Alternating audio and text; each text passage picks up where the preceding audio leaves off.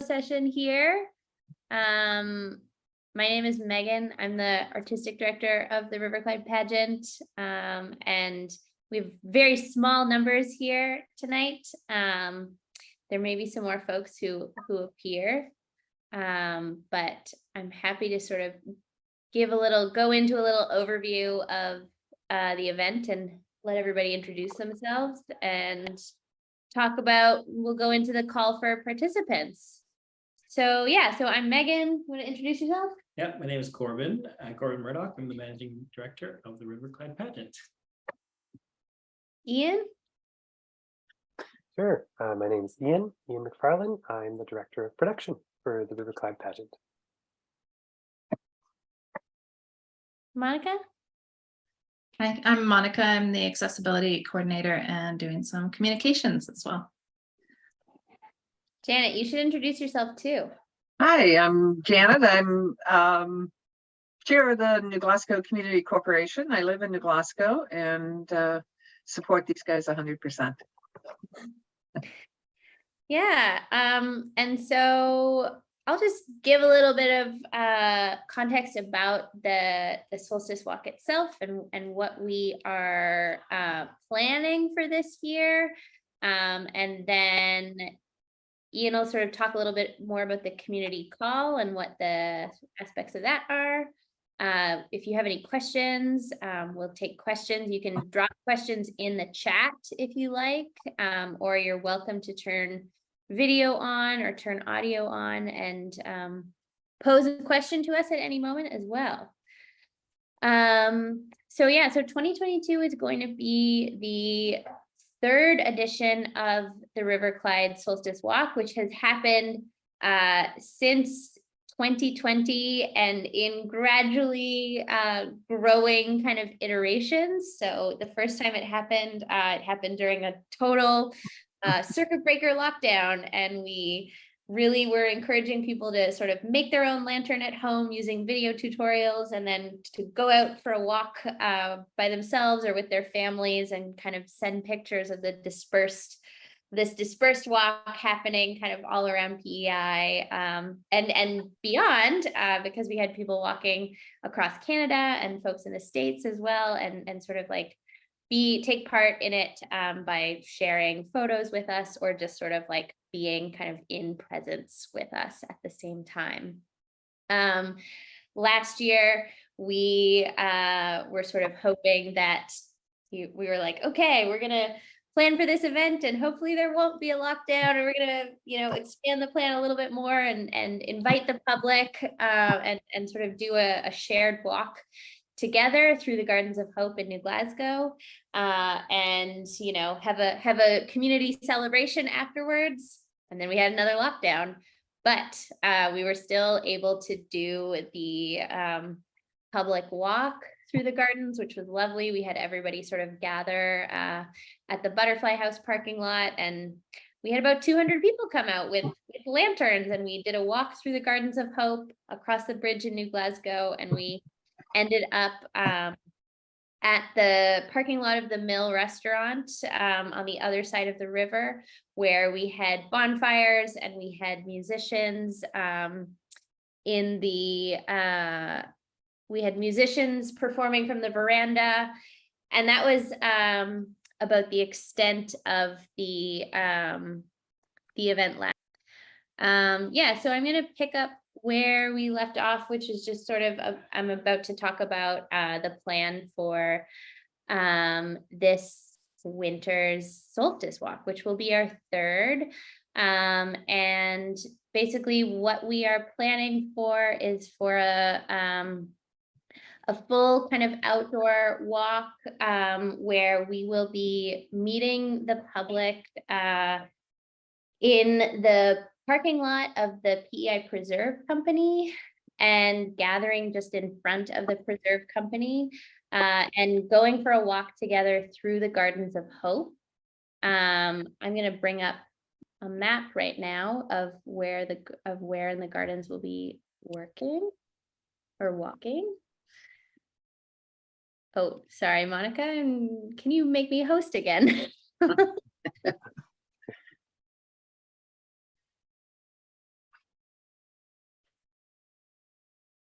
Actually, I can probably reclaim.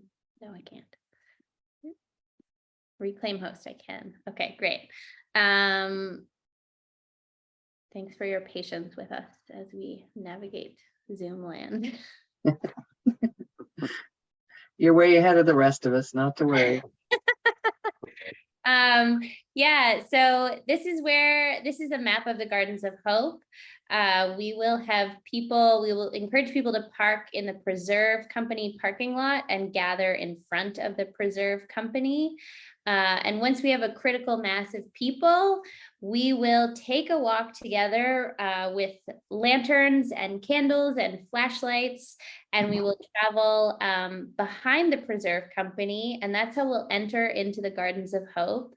And we will do a 1 kilometer, or it's less than 1 kilometer. The whole route is 1 kilometer. So we'll do a walk, a little loop through the Gardens of Hope, which kind of just goes through these footpaths into a little forested area, and then it kind of comes back out into a more open part of the gardens. And then we're going to travel back behind the Preserve Company. I'm going to switch over to this other map now. And from there, we will move across the New Glasgow Bridge, past the Wishing Well, just at the intersection of New Glasgow Road and Route 13. And then we will end up at the Mill Restaurant. And yeah, what people can expect from the walk itself is that yeah, we invite folks to make a lantern or some kind of illuminated creation and take a walk with their lantern. So this is an image from last year. And here's an image of everybody crossing the bridge together. And then we end up at the mill parking lot, where we will have a series of small bonfires. And there will be snacks available and hot beverages available. And there will be music happening from the veranda of the mill. We are likely going to have fire dancing from Devin Ross, maybe also a couple other people. This is Raquel Smith here. Yeah, and it's a really lovely opportunity to kind of gather together, celebrate the return of the light, and also sort of share in this really lovely tradition that is not quite not attached to Christmas, and is sort of really more just about coming together and sort of marking the changing of the seasons and the return of the light.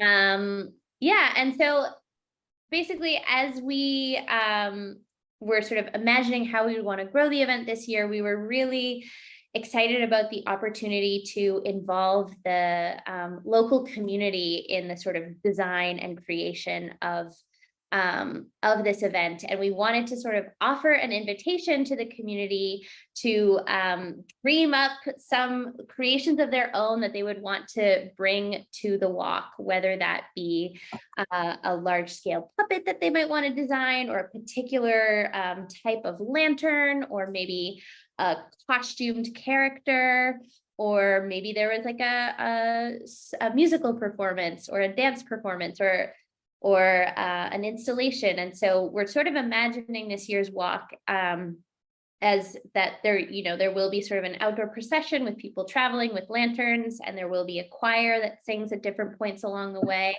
But also along the way, we are hoping to that projects kind of emerging from this call for participants will also kind of like activate the walk and add a little bit more kind of magic and interest and things to see along the way. And so, yeah, I think I will probably stop there with my part of this little talk, and I'm gonna pass it on to Ian to talk a bit more about the call itself, and yeah, answer some questions that we've come up with. But I will say to anybody who's in the room right now, if you have a question, feel free to use the raise hand feature, or just turn your video on, or drop it in the chat. And we will answer your question as we go through this session. Yeah, all right, Ian, take it away. Thanks, Megan. So as Megan mentioned, we currently have posted a call for community projects, and that's an open call for anyone from any experience level to offer an idea of something they would like to contribute to this event.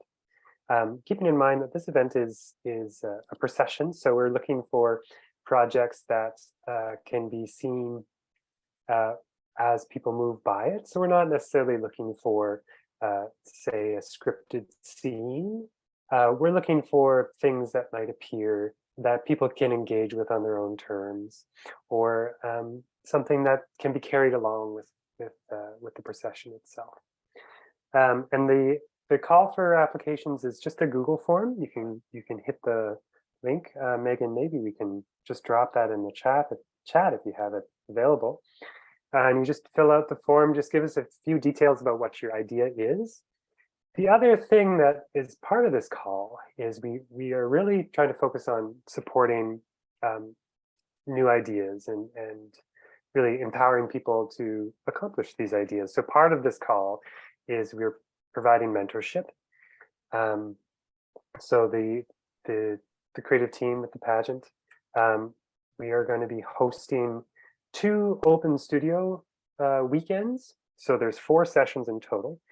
And these open sessions are, they're essentially like a open workshop in which we bring our ideas into the space and we all work on it together. And we're going to have tools available. We're going to have Megan and myself and other designers are going to be there, dramaturgs, people you can turn to and be like, I don't really know what the next step of this is. And we're really trying to open up that space to give you a bit of direction and a bit of support with putting that together.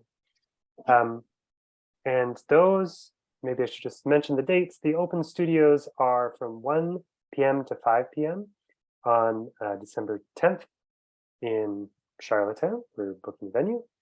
And December 11th, also in Charlottetown, I believe, right, Megan? Yes, great. And then the following weekend is in New Glasgow, and that's going to be at the Mill, also from 1 p.m. to 5 p.m.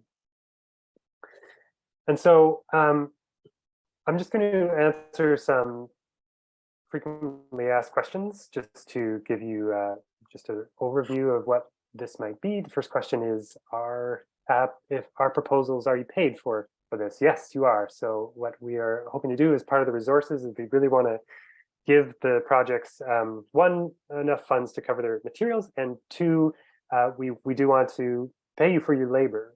So each project is paid up to $300. So these are small projects to keep in mind as you write a proposal. If you have a large idea, please feel free to submit it, and we're always in dialogue. We always want to chat with you about how that can always come into play. So if you are thinking of a big idea that is larger than $300, maybe just email us and we can chat through what that is. Also, what would the mentorship aspect look like? And sometimes that's hard to imagine without actually being in the process. What it will typically look like if you're building something, say like you're making a lantern or you're making a costume, you would take that project and you'd show up at Open Studio with that project and whatever materials you had. And we would also bring our tools and our materials, and together we would sit down and we would look at problem solve together, where the next steps. Now, if it was, say, a piece of music, you could bring it in and maybe show us and we could give you feedback. So it's really dependent on the project. And we're really encouraging people to come to those open studio sessions so that we can do it in person.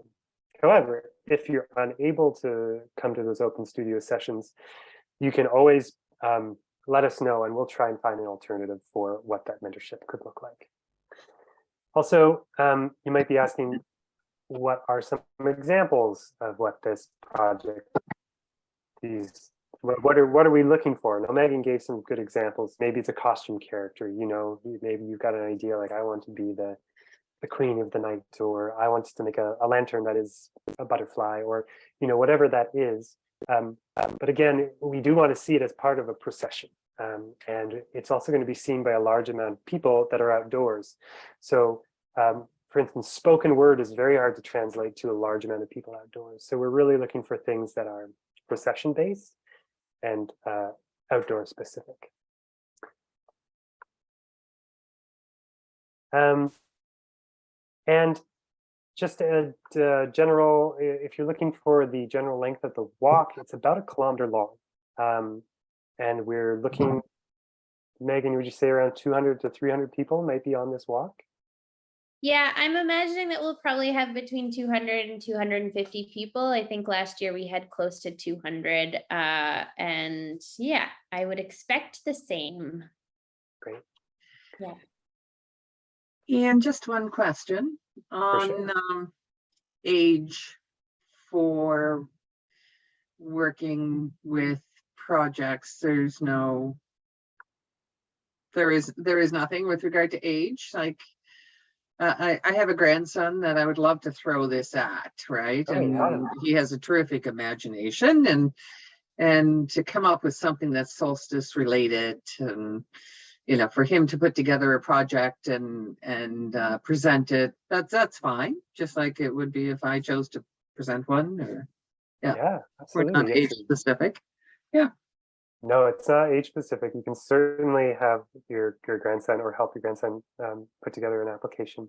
The only limitation around that would be if the project entails, say, building something and it requires sharp objects or requires a performance. We will need support from older family members to Oh, for sure. supervise or be present. Yeah, but absolutely, you should definitely put in an application. Yeah, no, he's someone I'd like to push this out to and get him thinking about the solstice. And Wonderful. yeah. I have a question from Heather in the chat. Does RCP try to weave the theme of environmental stewardship into this particular event? That's a great question.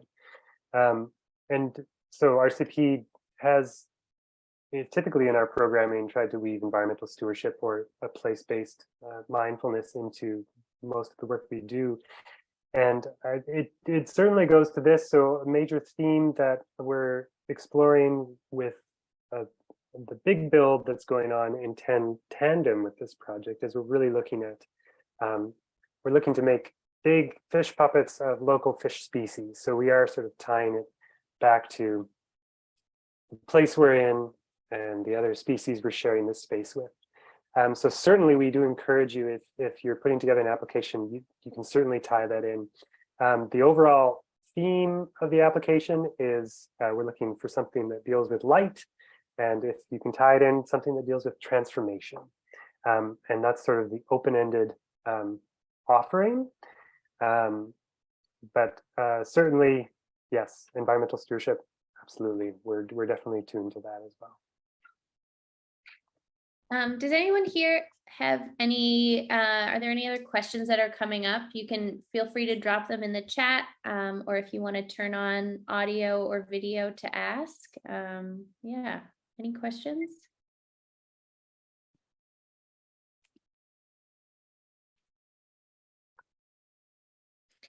I will say, yeah, if you are inspired and want to get started on making lanterns or anything, we actually have two series of lantern tutorials on our website on the Solstice Walk webpage. One that Ian did, a 3-part lantern tutorial in 2020, and then another type of lantern creation that our collaborator Christian Breivik did last year. So those resources are available online. Thank you. That actually answered the question that I was going to ask. Oh, awesome.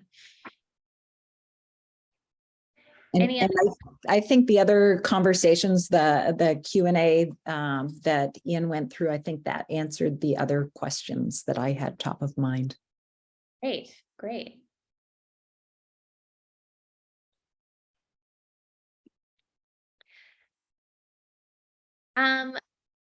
Monica, do you want to talk a little bit about accessibility and what we're sort of building into this event? We wanted to also just kind of touch on this at this meeting as well, just so that yeah, participants know what to expect. Yeah, so I'll mention a little bit in terms of if you're preparing a project. So I'm just going to turn off the chat previews. Yes, accessibility in the dark is one thing, hence the theme of light, because it will be quite dark at that time of year. So we will have some lighting on the paths before everyone gets there, but the idea is that there will be enough lantern light that we will see fairly well. And the terrain that we chose a path that is as flat as possible. It's I would say the least uneven terrain in the gardens, the route that we're taking. So there is a little bit of a slope, but it's fairly even the whole way. And something to keep in mind if you're preparing a project is that we do want to try and avoid flashing lights. So any kind of like strobe lighting, we would try to avoid that for people who have sensitivities in that way. Sorry, just a second. This is the zooming from home.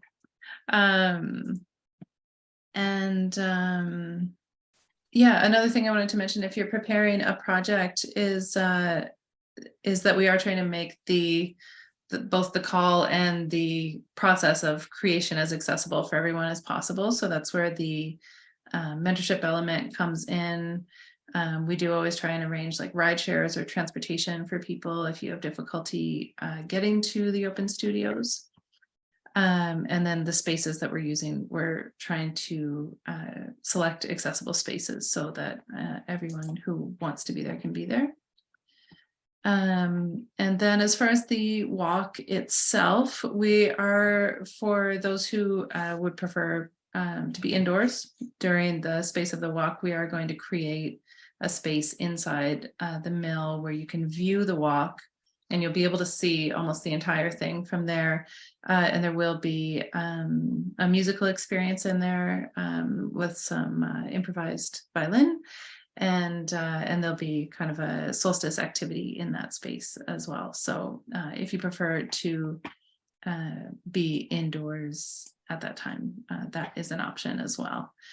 And in terms of the call, if you had an idea, but it's really not something that can be outside, or you would prefer to be indoors, we're open to hearing about that, just so that you know that there is a second space that will be activated during that time. That's a great idea. I like that. And we're also going to be providing transportation from Charlottetown for the walk itself, round trip to Charlottetown, and then as well as shuttle between the mill and the parking lot for anyone who needs it. Yeah, and if you have any questions about accessibility or specific needs, you can get in touch with me anytime, and I'll put my email address in the chat. Yeah, I'll also say that if anybody who is in the call right now or watching afterwards, if you are conceptualizing a project and you want to sort of like bounce an idea off of myself or Ian or Monica, we are also happy to kind of like, you know, give you feedback in advance of the closing of the call, which is the deadline is November 27th.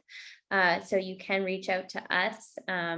We can drop our email addresses also in the chat. I'm riverclydepageant@gmail.com. Ian is riverclydeproduction@gmail.com. And Monica is riverclydeaccess@gmail.com. Yeah, and I'll also add if Google form is not something that is accessible for you, we are open to receiving the full application in other ways, which could be a video or an audio recording or a phone call. any way that we can kind of ascertain the information about your project. So we're open to other avenues if you prefer. Any other questions from folks who are in the room right now?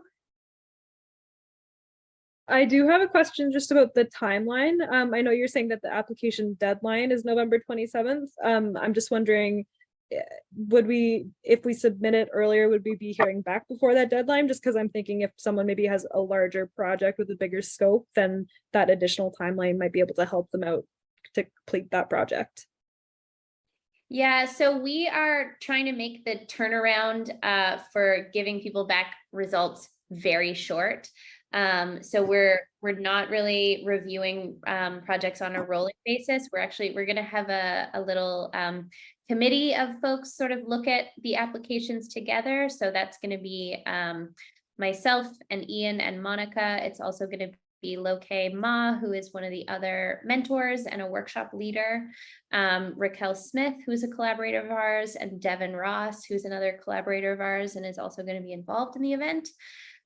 So this committee is going to be reviewing all of the applications on the 28th and I think the 29th, with the idea that everybody will hear back about their application on December 1st. Which hopefully gives you enough lead time to bring your project to life. I will also say, like, we want to fund as many projects as we can, and as many as our budget allow. And so we will try our best to fund them all. And if we get a project and maybe it needs a little bit of, if we think the idea might need a little bit of massaging or development, we will sort of chat with you and try and sort of facilitate it happening. Okay, thanks.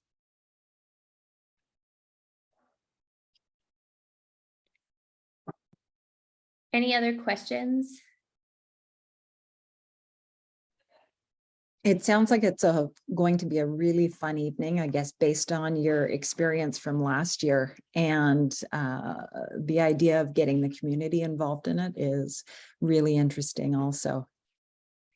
Yeah, we're really excited. It was a very special evening last year, even though it sort of happened just as a lockdown occurred, we were sort of like, you know what, there is a way to do this event safely and come together and stay distanced and stay masked. And it was a very special walk and a really moving experience. And we're anticipating that it will be similar, and that there's going to be just like, there are more opportunities to involve people this year, which we're very excited about. Yeah, having observed the Clyde River Pageant for the first time this summer, it really gives this wonderful atmosphere. And I'm just imagining what it must be like to do something similar for the winter solstice, especially, I guess, if there's snow on the ground. A winter fun. Wonderland. Yeah, and the illumination and the darkness really add a lot of drama. Mm-hmm. Mm-hmm.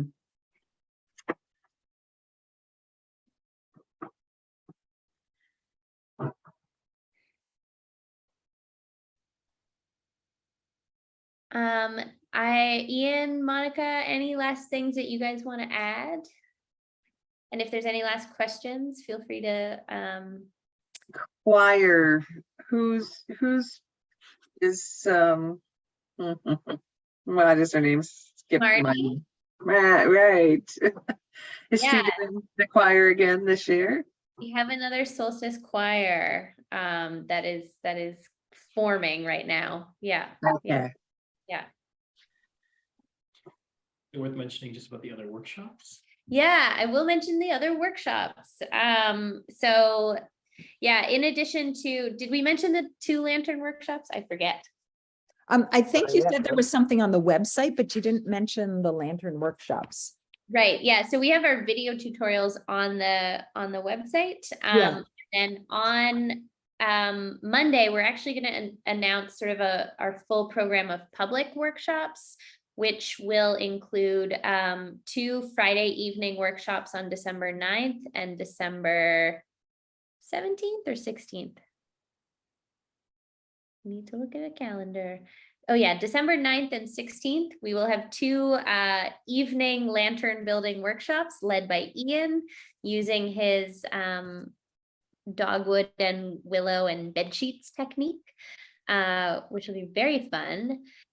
And then Loke Ma will also be leading 2 workshops for younger kids between the ages of, say, like 3 and 9 or 10, employing a lantern technique that will be paper-based and a little bit easier for younger kids. The first workshop is going to be Sunday, December 11th, and that's going to be in Summerside from 1 p.m. until 2:30 p.m. at the library. And then the next weekend's workshop is going to be Sunday, December 18th from 1 p.m. until 2:30 at the Mill in New Glasgow. So we're excited about that. Another pageant collaborator, Manelli Rameshian, is going to be leading a dance workshop in Charlottetown on Friday, December 9th, to kind of welcome the solstice through movement and dance, which is just going to be a really fun kind of kickoff, I think, to the workshop programming. And then on December 18th, Manelli will also be leading a cooking workshop at the Mill in New Glasgow, which is going to be focused, like it's going to be for all ages, but I think particularly for families and focused on Persian food and solstice traditions, Persian solstice traditions. And yeah, anything else I'm missing about Manelli's workshop? No, that sounds, yeah, that's all good. So yeah, so all those workshops are just another way that people can become involved. So if anyone on this call or anyone in your lives who want to become involved but may not have an idea to pitch as a community project, there's still like many different ways to become involved on your own, to become involved with your family, just trying to make as many different access points as possible. Yeah.